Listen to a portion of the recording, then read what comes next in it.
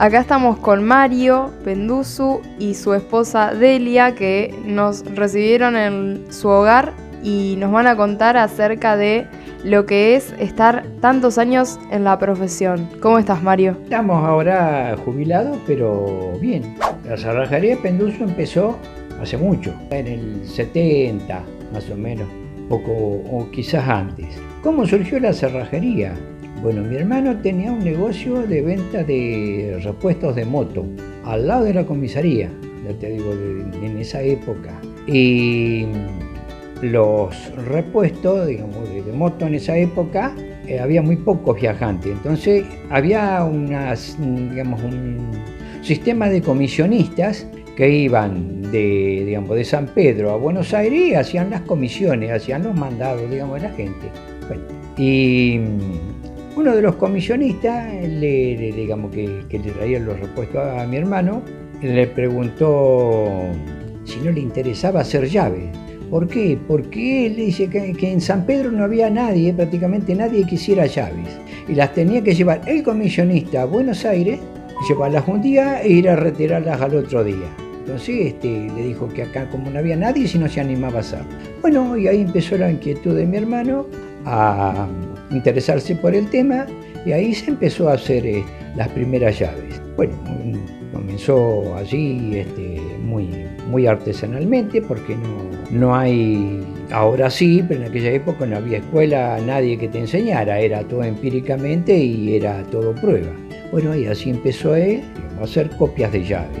Bueno, yo en esa época era joven todavía, y cuando terminé de hacer el servicio militar, me fui a trabajar con él. Y también me interesó el tema, entonces ya empezamos, él había empezado, me adjunté yo al trabajo y traté de agarrarle la mano y aprender todo lo que más se pudiera del tema. Y ahí empezamos, y después, con el tiempo, ya trasladó el negocio del lado de la comisaría a la casa de él, a Miguel Porta, 1550. Le digo porque algunos quizás se debe acordar de los que han ido a hacer copias de llave y necesitar cerrajería. Bueno, ahí ya nos dedicamos un poco más de lleno, ya empezaron otros sistemas de cerraduras, que ahí uno los fue conociendo, y bueno, empezamos lo que es copia de llaves, empezaron a reparar cerraduras, y después ahí apareció otra cuestión, que era la gente que por ahí llevaba una cerradura a reparar, y que por ahí estaba muy rota y no daba para repararla, ni para hacerle llaves, ni nada. Entonces decía, bueno, dame una nueva. En ese momento no teníamos nosotros cerradura, y bueno, lo dejábamos. Entonces la gente iba a una ferretería, compraba la cerradura, la traía para que nosotros le hiciéramos las copias o más llaves. Eso pasó también con los candados, que por ahí querían un candado y con hacerle 3 llaves más, y por ahí, bueno, no teníamos candado, entonces iba a una ferretería, compraba el candado y nosotros hacíamos las copias. Entonces ahí estábamos hablando con mi hermano y dice, bueno, entonces, pero lo ideal sería empezar a vender cerraduras y candado y ese tipo de cosas. Bueno, y así empezó la parte, digamos, de herrajes. Tuve un amigo que me conectó con un viajante muy importante, y bueno, de a poco empezamos a incorporar la venta de la mercadería, digamos. Las cerraduras más comunes, después empezamos a traer las otras medio complicadas, bueno, ese tipo de cosas, y así fue creciendo el negocio, lo mismo que con los candados, y herrajes, manijas, y ya pues, bueno, fue creciendo el negocio hasta lo que después era la base de todo.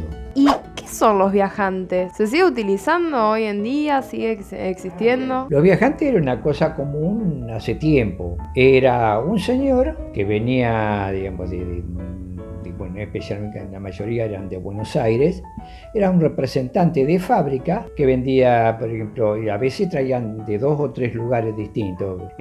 Viajaba y te levantaba el pedido de las cerraduras que uno necesitaba de tal marca, y después te ofrecía si querías otra cosa, querías manijas, candados, manijitas para las puertas, para los aparadores, ese tipo de cosas. Entonces él te levantaba el pedido y después te lo despachaba a la fábrica. Dice, era un viajante, todavía sigue viniendo, pero no tanto. Ahora ya se hace todo por mail, todo por medios electrónicos. Pero antes, como no existían esas cosas, había una persona que hacía todo ese trabajo. Se recorría todos los pueblos, no solamente venía acá a San Pedro, sino recorría, salía de gira y pasaba por Varadero, San Pedro, San Nicolás, y seguían, hacía una gira grande. Y cuando volvía a la fábrica, entregaba los pedidos y después te despechaba lo que vos pedías. Y al terminar el viaje, digamos, al próximo viaje, te cobraba lo que te había mandado la fábrica. Eso era lo que es el viajante. Entonces vos retomaste tu trabajo junto con tu hermano luego del servicio militar. ¿Cómo fue esa experiencia? Bueno, era más o menos lo clásico en la época, digamos, en que yo era joven. Digamos, todo el que no quería, no le gustaba, no podía estudiar, ya se dedicaba, trataba de buscar una profesión, algo en que ganarse la vida. Porque no te daban muchas alternativas, digamos, los mayores. Ya si no quería estudiar, o estudiar o trabajar, era más o menos así. Y bueno, uno buscaba el trabajo, lo que más o menos le podía gustar, y le ibas tomando la mano del trabajo. Después sabía que cuando te tocaba el servicio militar prácticamente era un año, a veces más, a veces menos, que vos no estabas en tu casa. Y bueno, una vez que uno volvía del servicio militar, ya como arrancaba de lleno como a hacer tu vida, porque hasta ese momento no, porque cuando te iba al servicio militar quedaba todo en el aire. Entonces sí, ya terminé, digamos, el servicio militar y bueno, ahí arranqué de lleno con el negocio. ¿Qué es lo más raro que te ha tocado hacer, que te han pedido? Bueno, así en cosas delicadas a mí, no a mi sobrino, porque ellos han seguido. Un fin de semana nos fueron a ver, digamos, a nuestro domicilio, y estábamos con Piero todavía, de una institución muy importante, que el dueño, digamos, el encargado, el representante, perdió las llaves de una caja fuerte que tenía que estar abierta al otro día. Por favor, para que le solucionaran el problema. Así que fuimos con mi hermano y le pudimos solucionar el problema, digamos, de poder abrir la caja y dejársela en funcionamiento para cuando cuando la institución tenía que abrir, y que estuviera todo en condiciones.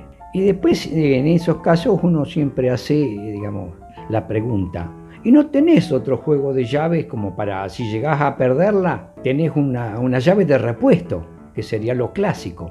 Sí, me dice. Sí, tengo un juego, dice. Y bueno, tráelo y abrilo con eso. No, dice, la tengo guardada dentro de la caja fuerte.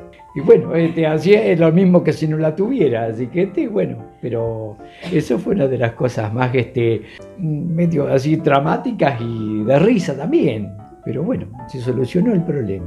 Eso fue lo más importante. Otra cosa que también que era bastante común en el negocio ha sido con la clientela, que uno también tiene clientela que han ido a un matrimonio y quejarse porque alguien o uno de los dos que trabó la cerradura en la puerta y hacer un escándalo. Entonces uno, bueno, trataba de intervenir y solucionar el problema. Entonces le tenía que decir: no se haga problema, le pasa a la mayoría de la gente, mire, nosotros vivimos de todas esas cosas, le decía a la gente. Entonces me dio que se conformaba sin agarrársela, o con el marido, con la mujer, o con el chico que le había trabado la puerta, que muchas veces también era cierto, porque a veces nosotros hacíamos ese trabajo, así que había mucha gente que no era, cuando le pasa a uno solo se cree que es el único en el mundo, pero ya después cuando le hacías ese comentario que nosotros vivíamos de eso y hacíamos ese trabajo, ya bueno, me dio como que se